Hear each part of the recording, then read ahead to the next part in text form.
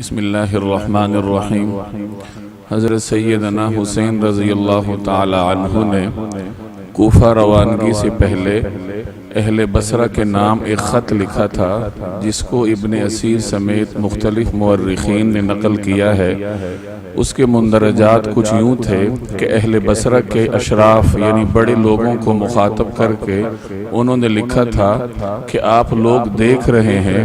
کہ رسول اللہ صلی اللہ علیہ وسلم کی سنتوں کو مٹایا جا رہا ہے اور بدعات پھیلائی جا رہی ہیں۔ میں آپ لوگوں کو دعوت دیتا ہوں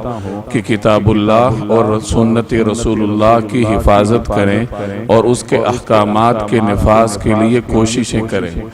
یہ سیدنا حسین رضی اللہ تعالی عنہ کے اٹھنے کا ایک بنیادی مقصد تھا کہ نبی کریم صلی اللہ علیہ وسلم کی سنت کو دوبارہ اسی طریقے سے زندہ کیا جائے جیسے آپ صلی اللہ علیہ وسلم کے دور میں اور خلفائے راشدین کے دور میں سنت پر عمل کرنے کا ایک ماحول تھا۔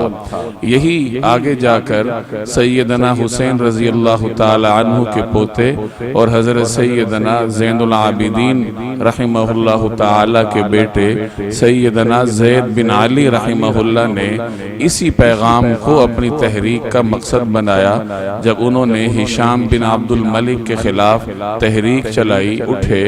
اور اٹھنے سے پہلے تحریک سے پہلے جو انہوں نے ایک پیغام دیا اس کا مفہوم بھی یہی تھا۔ چنانچہ وہ فرماتے ہیں کہ میں شرمندہ تھا اس بات سے کہ میں رسول اللہ صلی اللہ علیہ وسلم سے جا کر اس حالت میں ملوں کہ میں نے آپ صلی اللہ علیہ وسلم کی امت کو امر بالمعروف نہ کیا ہو اور نہی عن المنکر نہ کیا ہو۔ مزید فرماتے ہیں کہ اللہ کی قسم اگر کتاب اللہ اور سنت رسول اللہ کو میں زندہ کر دوں پھر مجھے اس بات کی کچھ پرواہ نہیں کہ آگ جلائی جائے اور مجھے زندگی اس میں ڈال دیا جائے۔ چنانچہ انہوں نے بھی تحریک چلائی اور اس میں شہید ہوئے۔ تو یہ اہل بیت کی قربانیوں کا بنیادی مقصد تھا کہ رسول اللہ صلی اللہ علیہ وسلم کی سنت کی حفاظت کی جائے اور قرآن کریم کے احکامات کو اس کو ویسے ہی نافذ کیا جائے جیسے حضور صلی اللہ علیہ وسلم نے نافذ فرمایا تھا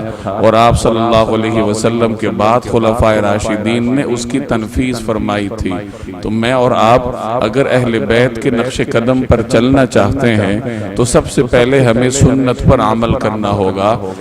معاشرتی زندگی کو تبدیل کرنا بعد کی بات ہے، پہلے میں اور آپ اپنی انفرادی زندگی کو تبدیل کر دے کہ ظاہری سنتوں پر عمل کریں، حلیے کے بارے میں، لباس کے بارے میں، اور اس سے آگے بڑھ کر پھر وہ اخلاقیات اپنائیں جو اللہ تبارک و تعالی کے حبیب صلی اللہ علیہ وسلم اور ان کے بعد ان کے اہل بیت نے اپنایا تھا۔ کسی کو تکلیف نہ دیں، اہل بیت کی طرح لوگوں کی خدمت کریں، صدقہ اور خیرات کریں، اپنی انفرادی زندگی کو ٹھیک کرنے کے بعد پھر اجتماعی زندگی کی طرف توجہ دیں کہ دوسرے لوگوں کی تربیت پر بھی توجہ دی جائے۔ تو بہرحال خلاصہ یہ ہے کہ اہل بیت کی قربانیوں کا جو مرکزی پیغام ہے وہ یہی ہے کہ سنت پر عمل کیا جائے۔ اگر کوئی آدمی سنت پر عمل نہ کرے تو وہ ہزار اہل بیت کے نعرے لگاتا رہے، وہ اہل بیت سے دور ہی رہے گا۔ اللہ تبارک و تعالی مجھے اور آپ کو عمل کرنے کی توفیق عطا فرمائے۔